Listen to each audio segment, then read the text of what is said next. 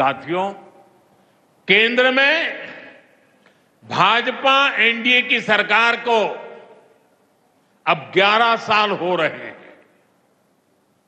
ये 11 साल गरीब कल्याण के नाम समर्पित रहे हैं। प्रधानमंत्री आवास योजना से 4 करोड़ गरीबों का पक्के घर का सपना पूरा हुआ है। उज्ज्वला योजना से 10 करोड़ रसोइयों उसमें धुएं का अंत हुआ है। हमारी बहनों को, बेटियों को उनकी सेहत की रक्षा हुई है। आयुष्मान भारत योजना से 50 करोड़ गरीबों को 5 लाख रुपए तक का मुफ्त इलाज मिला है। प्रधानमंत्री गरीब कल्याण अन्न योजना से हर थाली में भरपेट अनाज सुनिश्चित हुआ है। जनधन योजना से पहली बार 50 करोड़ से ज्यादा गरीबों के लिए बैंक का दरवाजा खुला है। सौभाग्य योजना से अंधेरे में जी रहे 2.5 करोड़ परिवारों में बिजली की रोशनी पहुंची है। स्वच्छ भारत मिशन के तहत बने 12 करोड़ शौचालयों ने खुले में शौच की मजबूरी से मुक्ति दिलाई है। जल जीवन मिशन से 12 करोड़ नए घरों में नल से जल पहुंचने लगा है। महिलाओं का जीवन आसान हुआ है। पीएम किसान सम्मान निधि से 10 करोड़ छोटे किसानों को सीधी आर्थिक सहायता मिली है। साथियों, सरकार के ऐसे अनेक प्रयासों से पिछले 11 साल में 25 करोड़ से ज्यादा गरीबों ने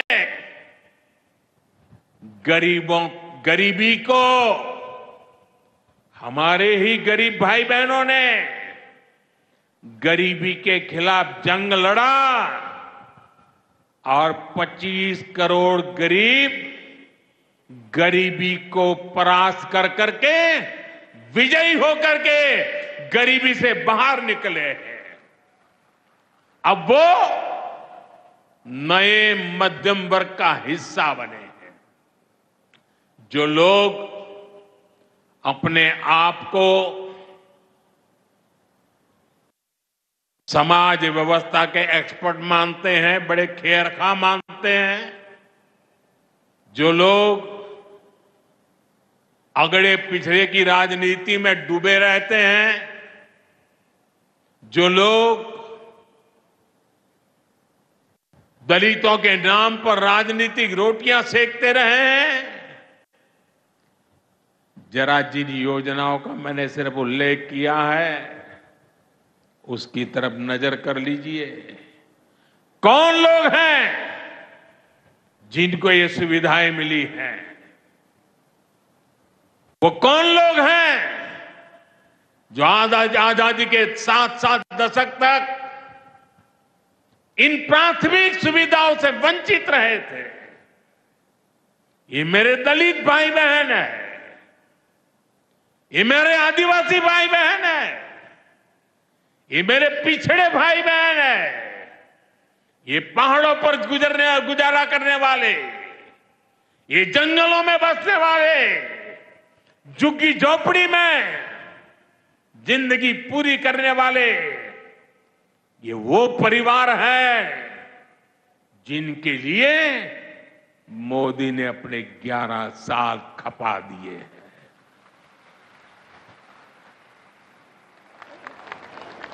केंद्र सरकार का प्रयास है कि गरीबों को,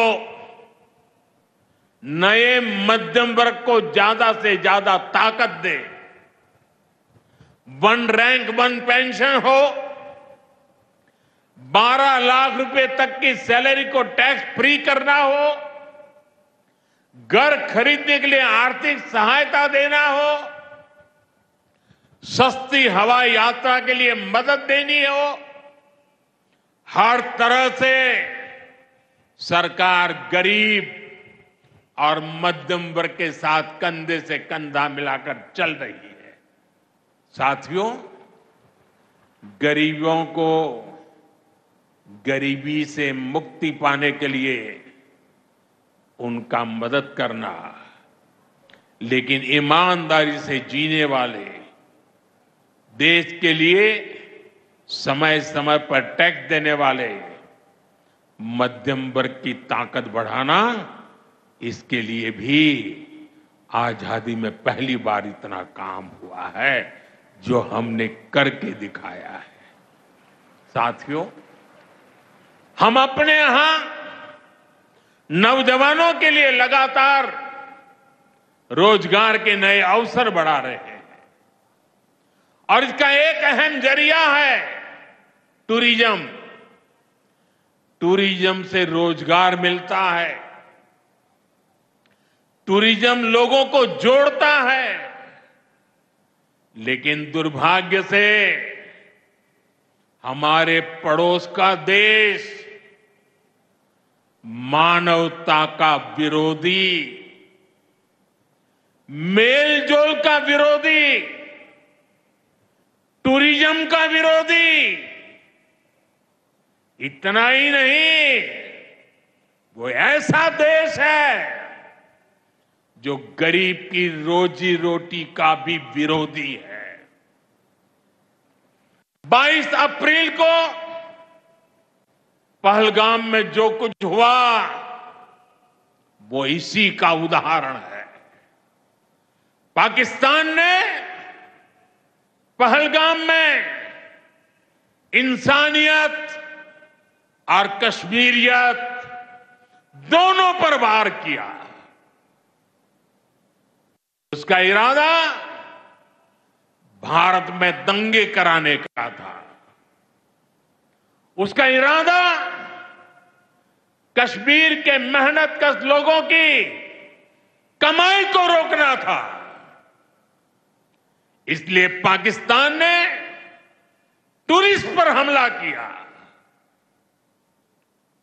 वो टूरिज्म जो बीते 4-5 साल में लगातार बढ़ रहा था, हर साल यहां रिकॉर्ड संख्या में टूरिस्ट आ रहे थे। जिस टूरिज्म से जम्मू कश्मीर के गरीबों के घर चलते हैं, उसको पाकिस्तान ने निशाना बनाया। कोई घोड़े चलाने वाला, कोई पोर्टर, कोई गाइड, कोई गेस्ट हाउस वाला, कोई दुकान ढाबा चलाने वाला, पाकिस्तान की साजिश इन सबको तबाह करने की थी। आतंकियों को चुनौती देने वाला नौजवान आदिल, वो भी तो वहां मेहनत मजदूरी करने गया था, लेकिन अपने परिवार की देखरेख कर सके इसलिए मेहनत कर रहा था। आतंकियों ने उस आदिल को भी मार दिया। साथियों, पाकिस्तान की साजिश के खिलाफ जिस प्रकार जम्मू कश्मीर के लोग उठ खड़े हुए हैं, जम्मू कश्मीर के अवाम ने इस बार जो ताकत दिखाई है, ये सिर्फ पाकिस्तान नहीं, दुनिया भर की आतंकवादी मानसिकता को जम्मू कश्मीर के लोगों ने कड़ा संदेश दिया है। जम्मू कश्मीर का नौजवान अब आतंकवाद को मुंह तोड़ जवाब देने का मन बना चुका है। ये वो आतंकवाद है जिसने घाटी में स्कूल जलाए, और सिर्फ स्कूल यानी इमारत नहीं जलाई थी, दो दो पीढ़ी का भविष्य जला दिया था, अस्पताल तबाह किए, इसने कई पीढ़ियों को बर्बाद किया। यहां जनता अपनी पसंद के नुमाइंदे चुन सके, यहां चुनाव हो सके, ये भी आतंकवाद के चलते बड़ी चुनौती बन गया था। साथियों, बरसों तक आतंक सहने के बाद जैसे जम्मू कश्मीर ने इतनी बर्बादी देखी थी कि जम्मू कश्मीर के लोगों ने सपने देखना ही छोड़ दिया था। आतंकवाद को ही अपना भाग्य मान लिया था। जम्मू कश्मीर को इस स्थिति से निकालना जरूरी था, और हमने ये करके दिखाया है। आज जम्मू कश्मीर का नौजवान नए सपने भी देख रहा है और उन्हें पूरे भी कर रहा है। अब कश्मीर का नौजवान बाजारों को, शॉपिंग मॉल्स को, सिनेमा हॉल को गुलजार देख करके खुश है। यहां के लोग जम्मू कश्मीर को फिर से फिल्मों की शूटिंग का प्रमुख केंद्र बनते देखना चाहते हैं। इस क्षेत्र को स्पोर्ट्स का हब बनते देखना चाहते हैं। यही भाव हमने अभी माता खीर भवानी के मेले में भी देखा है। जिस तरह हजारों लोग माता के दर पर पहुंचे, वो नए जम्मू कश्मीर की तस्वीर दिखाता है। अब 3 तारीख से अमरनाथ यात्रा भी शुरू होने वाली है। ईद की उमंग भी हम चारों तरफ देख रहे हैं। विकास का जो वातावरण जम्मू कश्मीर में बना था, वो पहलगाम के हमले से डिगने वाला नहीं है। जम्मू कश्मीर के आप सभी लोगों को और आप सबसे नरेंद्र मोदी का वायदा है। मैं यहां विकास को रुकने नहीं दूंगा। यहां के नौजवानों को सपने पूरा करने से कोई भी बाधा अगर रुकावट बनती है, तो उस बाधा को पहले मोदी का सामना करना पड़ेगा। साथियों, आज 6 जून है। याद कीजिए, 1 महीने पहले, ठीक 1 महीने पहले 6 मई की वो रात पाकिस्तान के आतंकियों पर कयामत बरसी थी।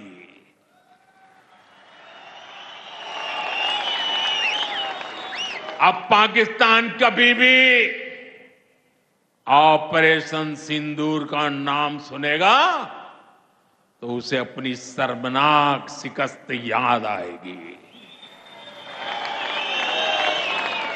पाकिस्तानी फौज और आतंकियों ने कभी सोचा नहीं था कि भारत पाकिस्तान में सैकड़ों किलोमीटर अंदर जाकर के आतंकवादियों पर इस तरह वार करेगा। बरसों की मेहनत से उन्होंने आतंक की जो इमारतें बनाई थी वो कुछ ही मिनटों में खंडहर में बदल गई है। और ये देख पाकिस्तान बुरी तरह बौखला गया था और उसने अपना गुस्सा जम्मू के पूंछ के दूसरे जिलों के लोगों के पर भी निकाला। पूरी दुनिया ने देखा कि पाकिस्तान ने कैसे यहां घर उजाड़े, बच्चों पर गोले फेंके, स्कूल अस्पताल तबाह किए, मंदिर मस्जिद गुरुद्वारों पर शेलिंग की। आपने जिस तरह पाकिस्तान के हमलों का मुकाबला किया वो हर देशवासी ने देखा है। इसलिए अपने परिवारजनों ने उनके साथ हर देशवासी पूरी शक्ति से खड़ा है। साथियों, जिन लोगों की क्रॉस बॉर्डर फायरिंग में मृत्यु हुई है उनके परिवार के सदस्य को कुछ दिन पहले ही नियुक्ति पत्र सौंपे गए हैं। सेलिंग से प्रभावित 2000 से ज्यादा परिवारों की तकलीफ भी हमारी अपनी तकलीफ है। इन परिवारों को शेलिंग के बाद अपने घर की मरम्मत के लिए आर्थिक मदद दी गई थी। अब केंद्र सरकार ने ये तय किया है कि इस मदद को और बढ़ाया जाए। आज के इस कार्यक्रम में मैं इसकी भी जानकारी आपको देना चाहता हूं। साथियों, जिन घरों में बहुत ज्यादा नुकसान हुआ है उन्हें अब 2 लाख रुपए और जो घर आंशिक रूप से क्षतिग्रस्त हुए उन्हें 1 लाख रुपए की सहायता अलग से दी जाएगी, अतिरिक्त दी जाएगी। यानी अब उन्हें पहली बार की मदद के बाद ये एक्स्ट्रा धनराशि मिलेगी। साथियों, हमारी सरकार बॉर्डर किनारे बसे लोगों को देश का प्रथम प्रहरी मानती है। बीते दशक में सरकार ने बॉर्डर के जिलों में विकास और सुरक्षा के लिए अभूतपूर्व काम किया है। इस दौरान करीब 10,000 नए बंकर्स बनाए गए हैं। इन बंकरों ने ऑपरेशन सिंदूर के बाद बने हालात में लोगों का जीवन बचाने में बड़ी मदद की है।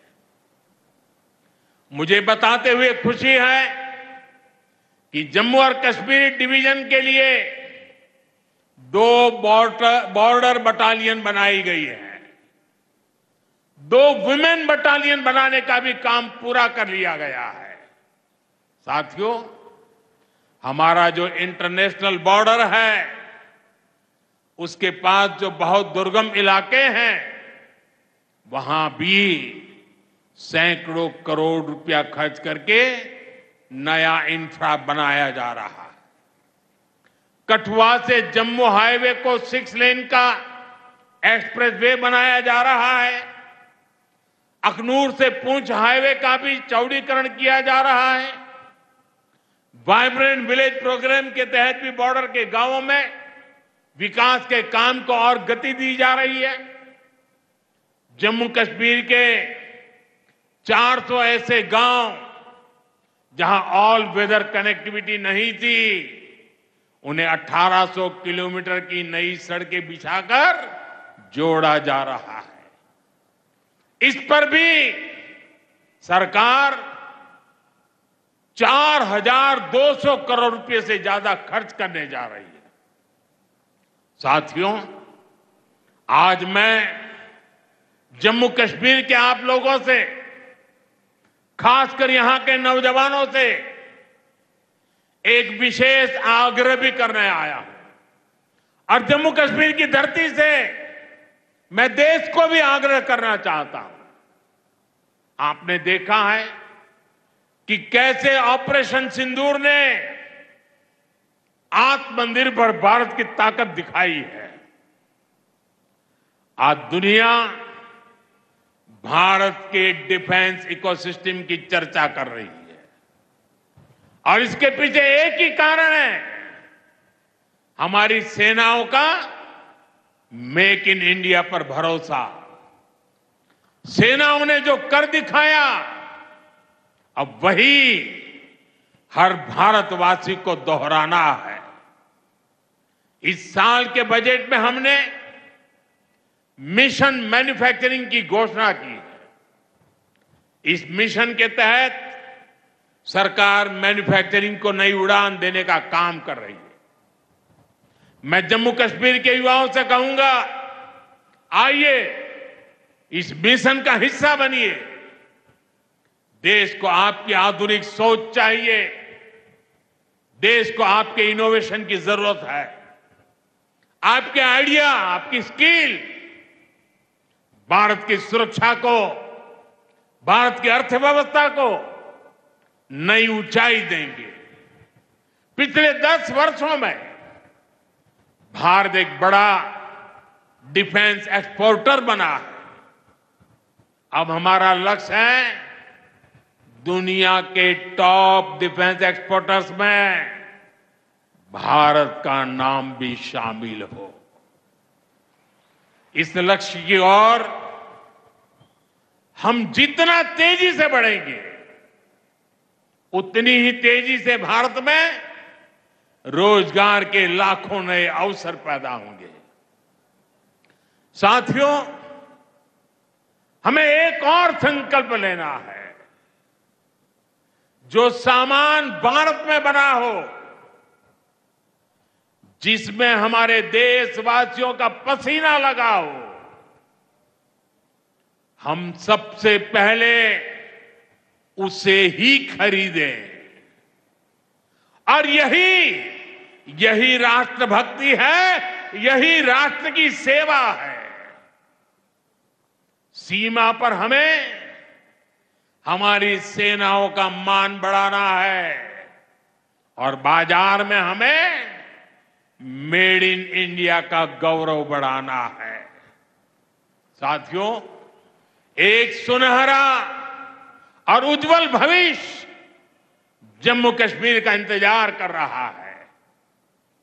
केंद्र सरकार और यहां की सरकार मिलकर विकास के कार्यों में जुटे हैं, एक दूसरे को सहयोग कर रहे हैं। शांति और खुशहाली के जिस रास्ते पर हम आगे बढ़ रहे हैं, हमें उसे लगातार मजबूत करना है। मां वैष्णो देवी के आशीर्वाद से विकसित भारत, विकसित जम्मू कश्मीर का यह संकल्प सिद्धि तक पहुंचे, इसी कामना के साथ आप सभी को फिर से ये ढेर सारे विकास के प्रोजेक्ट के लिए और एक से बढ़कर एक शानदार प्रोजेक्ट के लिए मैं बहुत बहुत बधाई देता हूं। दोनों मुट्ठी बंद करके पूरी ताकत से मेरे साथ बोलिए, भारत माता की। आवाज हिंदुस्तान के हर कोने में गूंजनी चाहिए। भारत माता की, भारत माता की, भारत माता की, भारत माता की। बहुत बहुत धन्यवाद। আমরা শুনছিলাম জম্মুতে প্রধানমন্ত্রী তিনি পৌঁছেছিলেন এবং অপারেশন সিঁদুরের পর প্রথমবার জম্মুতে মোদি, যেখানে হুঙ্কার পাকিস্তানের বিরুদ্ধে কড়া আক্রমণ, ভারতের অশান্তি ছক পাকিস্তানের, বারবার প্রধানমন্ত্রীর গলায় সেই কড়া আক্রমণের সুর শোনা গেল।